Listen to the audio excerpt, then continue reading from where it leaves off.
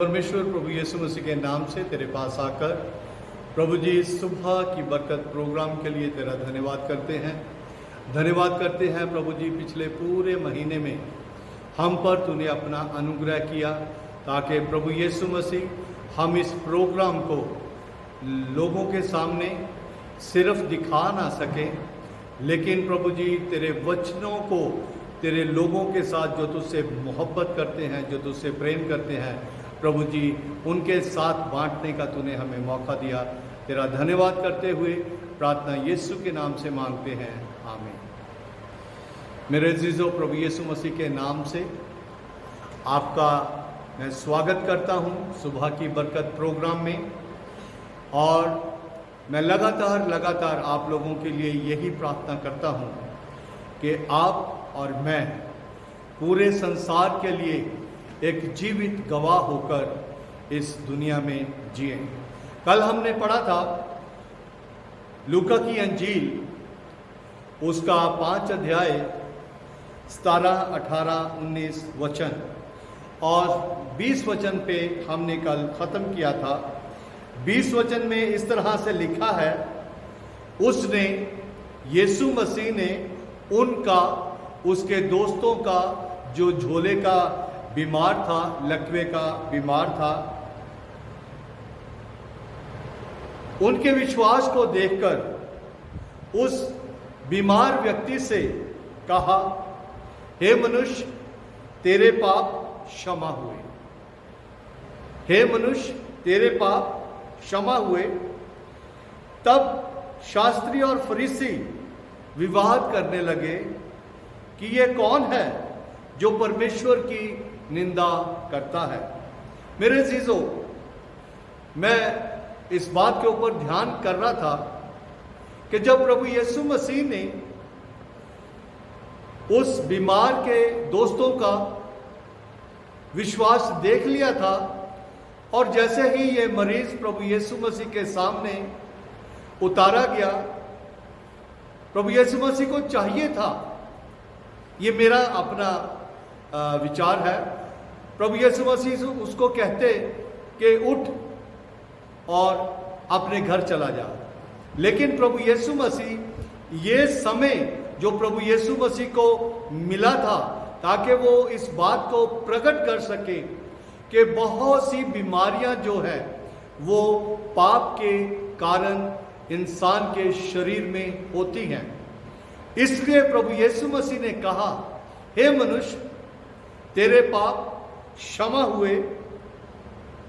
और ये जो सेंटेंस था, ये वाक्य जो था, इसी वाक्य ने उन ज्ञानियों के मन में एक शक की शुरुआत कर दी, एक शक की शुरुआत कर दी। और ये लोग ये कहने लगे, ये सोचने लगे कि पाप क्षमा करने का अधिकार तो केवल परमेश्वर को है। फिर ये इंसान जो उपदेश दे रहा है, ये क्यों ये कह रहा है कि तेरे पाप क्षमा हुए? वो जो उनका सवाल था, उनका सवाल ये था कि ये कौन है? अजीजों, वो लोग तो यीशु को नहीं जानते थे कि वो कौन है। इस वजह से उन्होंने ये सवाल किया। वो लोग ये नहीं जानते थे कि यीशु मसीह त्रिएक परमेश्वर का एक हिस्सा है, पिता, पुत्र और पवित्र आत्मा। वो लोग इस चीज को नहीं जानते थे। लेकिन प्रभु यीशु मसीह को जैसे ही ये मौका मिला कि वो इस बात को सारे लोगों के सामने, उन ज्ञानियों के सामने इस बात को बता सके कि मैं इस पृथ्वी पर केवल एक इंसान के रूप में ही जीवन व्यतीत नहीं कर रहा, क्योंकि उसके ऊपर हम पहले वचन में पढ़ते हैं, 17 वचन में पढ़ते हैं, वहां इस तरह से लिखा है कि चंगा करने के लिए प्रभु का सामर्थ उसके साथ था। वो लोग यही सोच रहे थे कि प्रभु यीशु मसीह को बीमारियों से चंगाई देने तक का ही अधिकार है। लेकिन वो ये नहीं जानते थे कि प्रभु यीशु मसीह त्रिएक परमेश्वर का एक हिस्सा है। और इस तरीके से जब प्रभु यीशु मसीह को ये बात मौका मिला कि वो इस बात को और अच्छे से प्रकट कर सके, तो फिर प्रभु यीशु मसीह जो सब कुछ जानता था, उसने उनके मन की बात को जान लिया। लेकिन उनके मन की बात को जानने के बाद वहीं पे वो खामोश नहीं रहा। उससे आगे वो क्या लिखता है, तुम अपने मनों में क्या विवाद कर रहे हो? क्यों ये फजूल की बात सोच रहे हो कि मैंने ये कह दिया कि तेरे पाप क्षमा हुए। ये प्रभु यीशु मसीह के लिए बहुत अच्छा मौका था कि उनको ये बात बता दे कि मैं चंगा करने वाला, माफ करने वाला परमेश्वर, तुम्हारे मन की भी सारी बातों को जानने वाला परमेश्वर हूं। तुम अपने मनों में क्या विवाद कर रहे हो? सहज क्या है, आसान क्या है? प्रभु यीशु मसीह सवाल करता है, क्या ये कहना कि तेरे पाप क्षमा हुए, या ये कहना कि उठ और चल फिर? प्रभु यीशु मसीह ने उनसे सवाल किया, परंतु इसलिए कि तुम जानो, इसलिए कि तुम जानो कि मनुष्य के पुत्र को पृथ्वी पर पाप क्षमा करने का भी अधिकार है। चंगा करने का तो अधिकार उसके पास है, पाप क्षमा करने का भी उसके पास अधिकार है।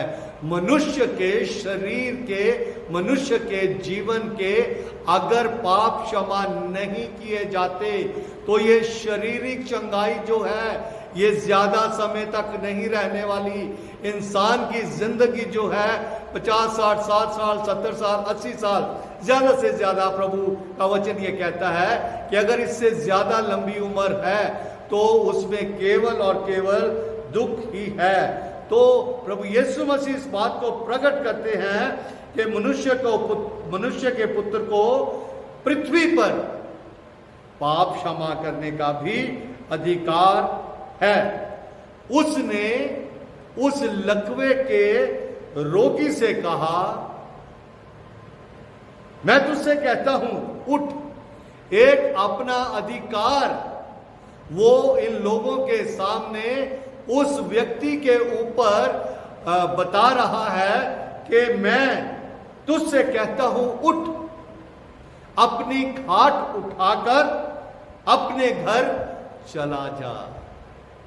प्रभु यीशु मसीह ने उस व्यक्ति से ये नहीं कहा कि तू उठ और मेरे पीछे हो ले। उसने कहा उठ, अपनी खाट उठा और अपने घर चला जा। और आगे क्या हुआ? वह तुरंत उसके सामने उठा।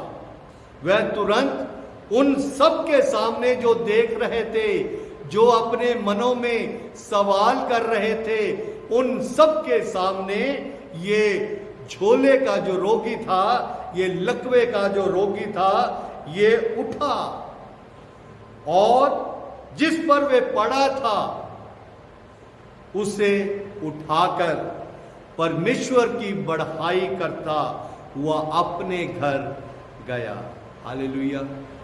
सब चकित हुए और परमेश्वर की बड़ाई करने लगे और बहुत डर कर कहने लगे, आज हमने अनोखी बात देखी है, मैंने और आपने, जो प्रभु के रहम से उसकी चंगाई को, उसके छुटकारे को, उसके उद्धार को, उसके बहुतायत के जीवन को जो उसने हमें दिया है, उसको देखा है, तो हमें कितनी ज्यादा उसकी बढ़ाई करनी चाहिए। और जब वो उठा और अपने घर को चलने लगा, एकदम उसने वहां से निकलने की चुपचाप खामोशी से हिम्मत नहीं की। वो उस परमेश्वर का धन्यवाद करने लगा जिसने ना जाने वो कितने समय से बिस्तरे पे पड़ा था, आज उसको चंगा किया ताकि वो अपने घर जाए और अपने घर जाकर यीशु की गवाही दे। हालेलुया।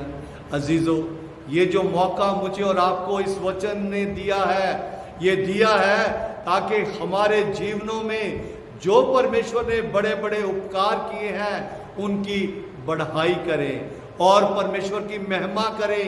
और जब हम परमेश्वर की उन सारे कामों के लिए महिमा करेंगे, उनकी बढ़ाई करेंगे, तो लोग जो है इस हमारे आस पड़ोस के लोग जो हैं वो उन सारी बातों को देखेंगे और वो भी हमारी चंगाई को देखकर, हमारी प्रॉस्पेरिटी को देखकर, हमारी हर एक तरह से बहुतायत के जीवन को देखकर, खुशहाली के जीवन को देखकर उस परमेश्वर की महिमा करेंगे। वो हैरान हो गए और वो कहने लगे कि आज हमने एक अनोखी बात देखी है, आज हमने अनोखी बातें देखी हैं। अनोखी बातें क्या क्या हुई? अनोखी बात यह हुई कि प्रेम के कारण उन दोस्तों ने किसी के मकान की छत जो है वो उधेड़कर विश्वास के साथ वो उस व्यक्ति को यीशु के पास लेके आए। यीशु के पास जब लेके आए, उन्होंने अनोखी बातें ये देखी कि यीशु को पाप क्षमा करने का अधिकार है, यीशु को बीमारी को डांटने का अधिकार है। इसी अधिकार से उसने कहा, उठ, अपनी खाट उठा और अपने घर को चला जा। वो व्यक्ति चुपचाप से अपने घर नहीं गया। मेरे अजीजों, वचन ये कहता है कि सब ने पाप किया है। रोमियो की पत्री उसका 3 अध्याय और उसके 23 वचन में इस तरह से लिखा है। रोमियो 3 अध्याय उसका 23 वचन, इसलिए कि सब ने पाप किया है और परमेश्वर की महिमा से रहित है। मुझे एक वाक्य याद आता है। एक बार मैं यमुनानगर में प्रचार कर रहा था और वहां एक टीचर बैठी थी। मैंने जब इस बात को बोला कि सारे जितने भी हम इस संसार में हैं सब के सब पापी हैं, और मेरा ध्यान उसके छोटे बच्चे के ऊपर गया। मैंने पूछा, ये बच्चा किसका है? वो टीचर थी। वो कहने लगी कि ये बच्चा मेरा है। मैं क्या आपको पता है कि ये पापी है? ना जी, इसने तो अभी कुछ देखा ही नहीं, इसने क्या कर दिया, ये तो बिल्कुल इनोसेंट है, इसने तो कोई पाप नहीं किया। मैं क्या आप जानना चाहते हो कि ये पापी है कि नहीं? कह रहे हाँ जी। मैं जब ये पैदा हुआ था बच्चा, उसको कोई भी उठा ले, उसको कोई भी तकलीफ नहीं होती थी, उसका कोई भी एक्सप्रेशन जो है गुस्से वाला नहीं होता था, और उसकी माँ उसके सामने किसी बच्चे को उठा ले उसको कोई भी दिक्कत नहीं होती थी। अब जैसे जैसे बच्चा 5-6 महीने का होता गया, उसको अपनी माँ की पहचान होने लगी, उसको अपने रिश्तेदारों की पहचान होने लगी, और जब वो और थोड़ा बड़ा हुआ, 8-9 महीने का बच्चा बड़ा हुआ, और उसको और ज्यादा अपने माँ के चेहरे की पहचान होने लगी। और अगर उसकी माँ उसके सामने उसको मंजे पे लिटा के दूसरे किसी बच्चे को उठा ले गोद में, तो फिर इस बच्चे का रिएक्शन क्या होगा? वो मैडम बोलने लगी कि जी ये रोएगा। क्यों रोएगा? कि मैंने किसी और के बच्चे को उठा लिया। मैं क्या उसको क्या कहते हैं? उसको कहते हैं जलन। जलन क्या है? पाप। मैं क्या इसको किसने सिखाया? तो इस बात को हमें जानना जरूरी है कि जब इंसान इस पृथ्वी पर पैदा होता है वो पाप से ही पैदा होता है। अगर हम भजन संहिता उसका 51 भजन संहिता उसका 5 वचन देखें, वहां दाऊद इस बात का प्रकट करता है, देख मैं अधर्म के साथ उत्पन्न हुआ दाऊद कहता है, देख मैं अधर्म के साथ उत्पन्न हुआ और पाप के साथ अपनी माता के गर्भ में पड़ा। पाप के साथ वो अपनी माता के गर्भ में पड़ा। उसने किसी भी तरीके से, कोई इंसान ये नहीं कह सकता कि ये जो चोरी करना है, ये करना है, वो करना है, वो ही पाप है। मनुष्य मां जब उसको कंसीव करती है, वो पाप की ही दशा में कंसीव करती है। पाप जो है वो कहां से आता है? वो आदम से आता है, वो मेल से आता है। मेल को परमेश्वर ने हुक्म दिया था कि तू बाग के सारे फलों के वृक्षों का फल खा सकता है, लेकिन इस फल के, भले या बुरे के ज्ञान के फल को तू मत खाना। जिस दिन तू खाएगा उसी दिन तू मर जाएगा। और आदम को ही बाग में परमेश्वर ने पुकारा था कि हे आदम तू कहां है? उसने कहा, मैं तेरी आवाज को सुनकर डर गया। क्यों डर गया आदम? क्योंकि मैं जान गया कि मैं नंगा हूं। आदम ने परमेश्वर की आज्ञा का उल्लंघन किया। आदम के द्वारा इस संसार में पाप आया, क्योंकि शैतान ने फल जो था स्त्री को उकसाया खाने के लिए, लेकिन उस समय स्त्री के साथ परमेश्वर ने बातचीत नहीं की। ये सच है कि स्त्री उस आदम के शरीर के अंदर ही थी। इसलिए अजीजों, हमें जब परमेश्वर ने रहम करके हमें छुटकारा दिया है, हमने जब अपने पापों का पश्चाताप किया है, उसने माफ किया है, ये उसका बहुत बड़ा उपकार है। हमें उसकी महिमा करनी चाहिए। हमें फैसला करना चाहिए कि यीशु, मैं सारी जिंदगी तेरे साथ साथ चलूंगा। प्रभु, तू जब मेरे जीवन में है तो मुझे किसी चीज का कोई भी डर नहीं है। अजीजों, हम उस छुटकारे को लेकर, उस चंगाई को लेकर खामोशी से अपने घरों में ना बैठे। ये हर रोज जो जीवित वचन हमें मिलता है, इस वचन को दूसरों के साथ बांटे। जब हम दूसरों के साथ इस वचन को बांटते हैं तो हम अपने परमेश्वर की महिमा करते हैं। और यही काम आपको और मुझे परमेश्वर ने इस पृथ्वी पर दिया है। आप जैसा कोई नहीं है, क्योंकि परमेश्वर प्रभु यीशु मसीह ने आपको कहा है कि तुम इस पृथ्वी के नमक हो। प्रभु यीशु मसीह ने कहा है कि तुम इस जगत की ज्योति हो। और जब हम इस बात को मान लेते हैं, हम किसी भी तरीके से यीशु के वचन को दूसरों के साथ बांटने के लिए रुक नहीं सकते, क्योंकि हम बहुत ज़्यादा बुरी परिस्थिति में थे। यीशु ने हम पर रहम किया, हमें छुटकारा दिया। प्रभु आप सबको बहुत बहुत आशीष दे। प्रार्थना करें। पिता परमेश्वर, तेरा धन्यवाद करते हैं तेरे जीवित वचन के लिए, जो उन लोगों ने तेरे वचन को सुना जो प्रभु तुझसे प्रेम करते हैं। उस मरीज के, उस बीमार के मित्र उससे प्रेम करते थे, वो उस बीमार को यीशु तेरे पास लेके आए।